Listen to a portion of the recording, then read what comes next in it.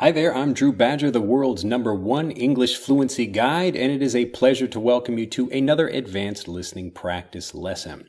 Today, actually, this is less of a lesson and more of a question for you. So I've just been thinking, as I always do, about the YouTube channel and how we can best help you become a more confident speaker. And so the interesting thing about fluency, one of the things I struggle with is, well, on the one hand, so for part of this, on the one hand, you've got a bunch of different habits, really 7 fluency habits that you must improve in order to become a confident speaker. But at the same time, I really want to have something in particular to focus on. So it's kind of a tricky thing that I deal with. Typically, like if other people are even just wanting to become like English teachers on YouTube, or if they want to do other businesses, I always recommend that they focus on a particular thing.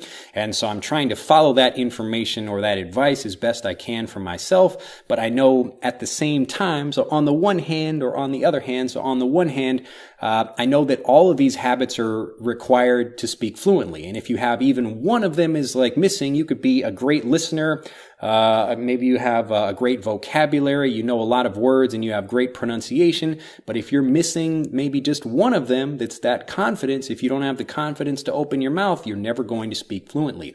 So that's why all of these things are important in order to help you become a confident speaker.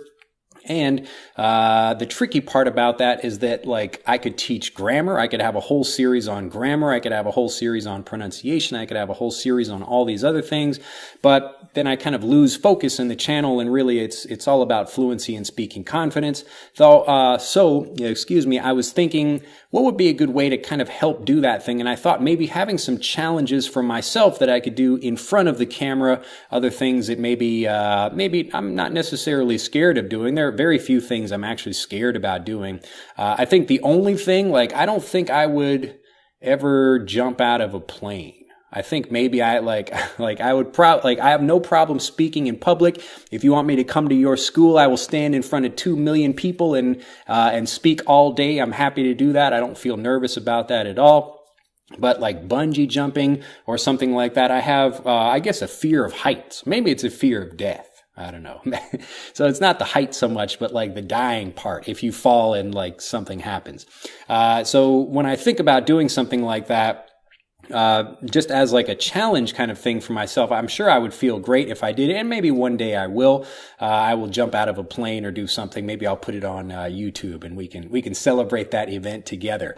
But I think it's kind of the reason I'm thinking about this is maybe just having some challenges, just so I can demonstrate to you that, number one, like if you try these things, like even just asking someone like, what time is it? And you're just trying to use a particular language point or something, whatever it is, kind of like I do in Master English Conversation with our special mission homework assignments. So I send people out and I have them do particular things, like take a tour in their native country, but in like the English language. So you're taking a tour in the native English language. Hopefully it's taught by a native English speaker, or at least somebody that speaks English, good enough that they can lead a tour anyway. Or if you're just going to, a place where you've got native English speakers where you live, and you're saying, oh, hey, like, maybe these people are even just tourists if they don't live there, but you go to like a tourist area around where you live, and then you can ask people, oh, like, are you enjoying yourself? Or, how is this like tourist attraction? Or even just simple things like, how long have you been here? Or offering advice. Can I help you find something? Or, do you need help with anything? Something like that. Even just like, hey, can I take your picture? So I do that all the time when I'm walking around with people. Where was I? So I went a couple of days ago to a floating water park here in Japan, so not that far from where I live. I went with a friend of mine, but it was a lot of fun, and we have all these inflatable rafts that are right out on the ocean, so you can run around and jump and climb on things. It was great after I spent a whole bunch of time sitting at a desk and, typing things on the computer and making videos and editing. I want to get outside and actually use my body and run around. So one of the things also I'd like to do is like kind of get out and do more things like that, but hopefully in a way that's actually beneficial for you. Now, I do get a lot of people that are asking me for videos about kind of Japan related stuff, but I don't really want to make this video about or make this YouTube channel about Japan. That's not really why I'm making this series. And I mean, it's helpful to learn more about the culture, but there are plenty of channels that kind of focus on that thing in general. And it's interesting just to see the different niches of people. So a niche is like a specific category or a subcategory of something. So maybe sports is like one thing, but you would have skateboarding as a niche in that particular thing. So people on YouTube is kind of a niche or a community of niche different areas. So you've got sports as a general category, and then you've got weightlifting and skateboarding and other sports like baseball and basketball, and then people have their own specific videos about those things. And it's really important in the same way I talk about learning to focus and become a master at a particular thing within English so that you can use that mastery and move it into other things. I also recommend people that are creating YouTube channels to do the same thing. So in the same way, I'm trying to figure out what the best way to do that is. So it's kind of weird to be talking about this, but I figured I might as well talk about it with my subscribers. Who better to discuss it with than you? But hopefully if you have any interesting ideas about that, maybe some challenges, if you think that would be a helpful thing for you. So what I'm thinking of is maybe you would give me a challenge just in the comments section below, and then I would actually go out and try to do that just to show you that, number one, like it's possible to do, and even if you're feeling nervous about something, you can go out and do that thing. And number two, that if you fail at doing that thing, it's not the end of the world. So I really want to show that. I know a lot of people are watching, like they know a lot of information, and if you are an English learner, you're watching this, if you can understand what I'm saying right now, but you just can't speak, then there's typically, again, when I mentioned earlier about like the fluency habits, the things, the problems that you have are typically coming from like not being able to have like one particular habit. So I guess another way to explain it is it's kind of like a multiplied effect. So if you have like, let's say you've got like really good pronunciation, you have a lot of vocabulary. If you have, I don't know, you can understand really well. If like your confidence, as I mentioned before, is zero multiplied by these other things is still zero. And that's why you can't speak fluently. So you need all these pieces to be working together properly.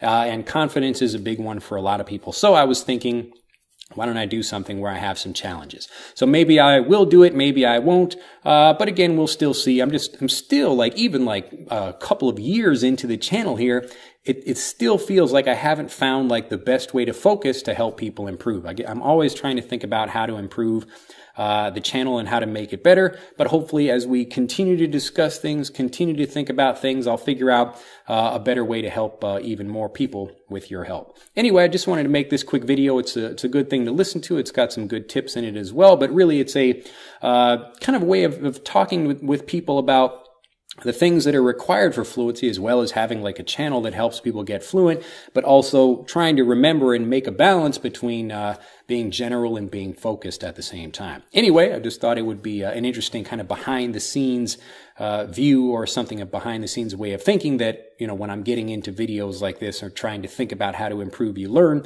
how to help you improve your learning, these are the things that I think about. Anyway, if you have enjoyed this video and you'd like to help along with that, so if you have a particular challenge or something you think I could do, it could be like going out into the community locally and doing something, even if I'm just like asking people. I mean, I could even be speaking Japanese if you want to see that. Again, like I don't want to do too much of that in the series because number one, this isn't like just for people that have an interest in Japan. Some people don't have an interest in Japan at all. They just want to improve their English. And so the people that really like Japan, there are some other great YouTube channels that you can do for that. Also, the other thing is I didn't want to make the kind of channel, as I've mentioned earlier in videos in this series, where I'm teaching Japanese or teaching English through Japanese. Because again, I don't want to teach you to translate. So for all the channels that are doing out there, that's okay, but that's not what I want to do. I really want to make sure you learn everything in English so that you can communicate automatically. Anyway, if you have enjoyed this video, do click that like button, become a subscriber to the YouTube channel if you haven't already, and do let me know if there's something, it could be a challenge or something else where you feel like the focus needs to be in order to help kind of talking about maybe your specific problem would be the best thing. And I think I understand pretty much what that is, but still trying to figure out the best way or the best kind of series to do that thing. I really enjoy making these advanced listening practice videos because this is a great way for you to just listen to a lot of English and learn lots of different things about not only how to improve, but also great vocabulary, words and expressions as well. But, you know, still trying to always improve the channel and try to make it better for you. So again, do like this video, and I will see you in the next video. I look forward to that. Bye-bye. To continue learning, click on the link in this video to download Speak English Naturally, our free guide to speaking and sounding like a native English speaker. The guide reveals the 3 most important kinds of conversational English you must learn if you want to sound native, and will help you experience instant improvement in your fluency and speaking confidence. To download your free guide on a mobile device, click on the link in the upper right of this video. To download your free guide from a computer, click on the link in the lower right of this video. I look forward to seeing you in the guide.